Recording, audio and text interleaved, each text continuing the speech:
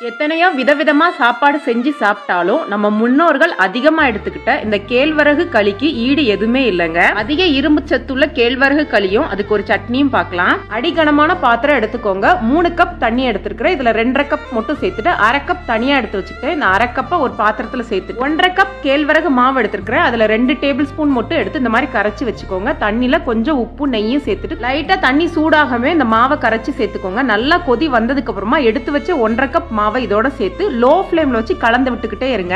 ஃபர்ஸ்டே நம்ம இதுல மாவை கரைச்சி சேர்த்தனால கட்டி விழாது. பச்சை மாவு இல்லாம நல்லா கலந்து எடுத்ததுக்கு அப்புறமா சின்ன பர்னர் உள்ள அடுப்புல லோ ஃப்ளேம்ல 5 நிமிஷம் மூடி வச்சிருங்க. இப்ப சட்னி பண்றதுக்கு எண்ணெயில பச்சை மிளகாவும் புளியும் சேர்த்து வதக்கி எடுத்துக்கோங்க.